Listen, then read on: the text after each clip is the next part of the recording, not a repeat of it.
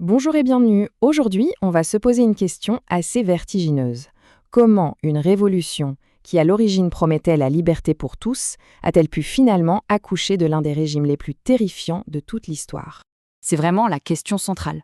Comment est-ce qu'on peut passer de l'idéal du pouvoir au peuple à une machine de terreur étatique?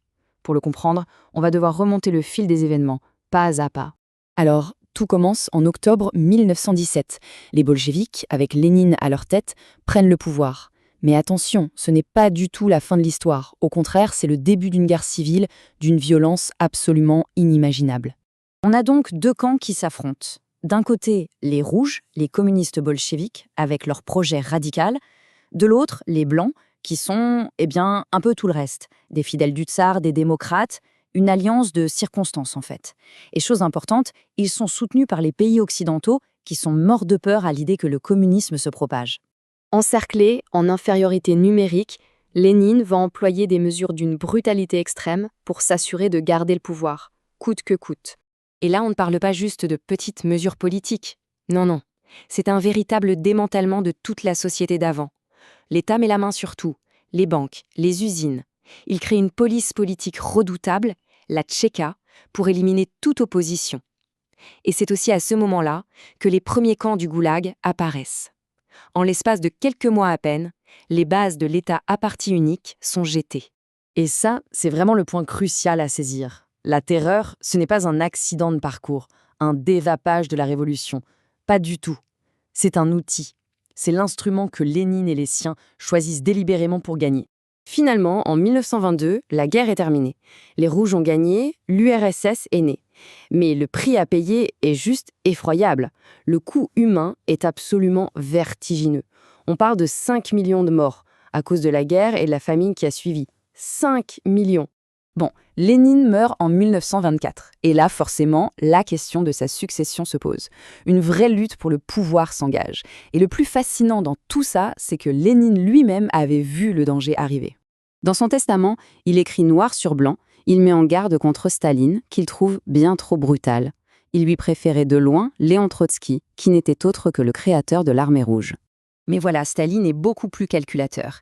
Il va manœuvrer en coulisses, prendre le contrôle total de l'appareil du parti, écarter tous ses rivaux un par un, jusqu'à forcer Trotsky à l'exil. Un exil qui se terminera tragiquement puisqu'il le fera assassiner au Mexique en 1940.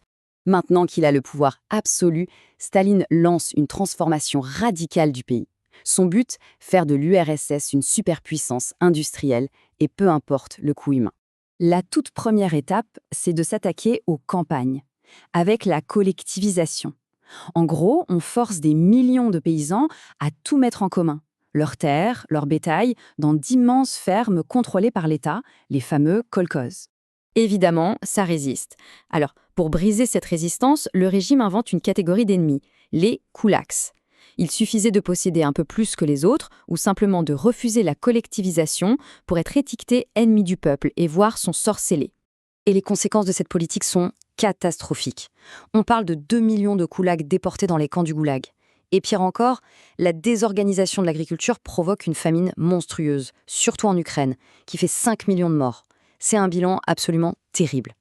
Une fois les campagnes mises au pas, Staline se lance dans son deuxième grand projet, l'industrialisation à marche forcée. L'objectif est clair, rattraper et dépasser l'Occident. Et pour ça, il met en place des plans sur 5 ans qui dictent des objectifs de production délirants. Et pour motiver les troupes, si on peut dire, le régime a besoin de héros.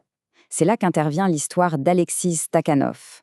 Ce mineur serait parvenu, en une seule nuit, à extraire 102 tonnes de charbon. C'est 14 fois la norme. Une performance surhumaine.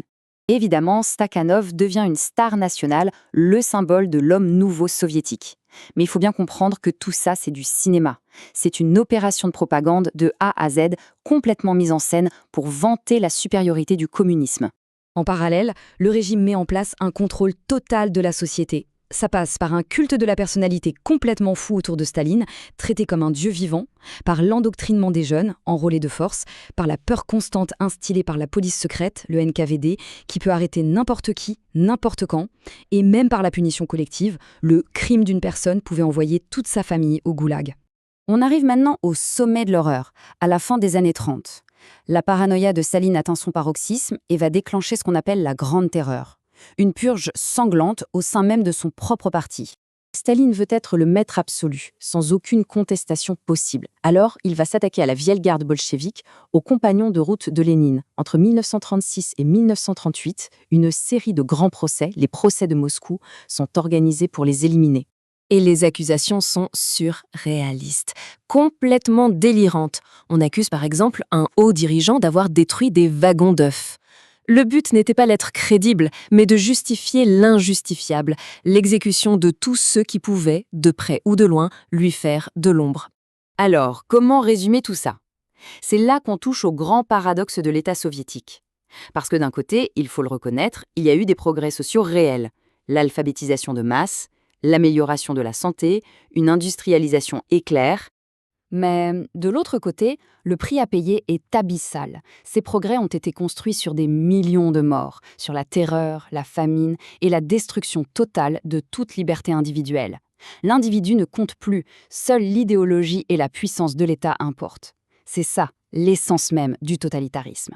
Et tout ça nous laisse avec une question fondamentale, une question qui nous hante encore. Quelle est la véritable mesure du succès d'une société? Est-ce que des chiffres, des usines, des taux d'alphabétisation peuvent justifier le sacrifice de millions de vies et l'anéantissement de la liberté? C'est une question à laquelle l'histoire nous demande de réfléchir.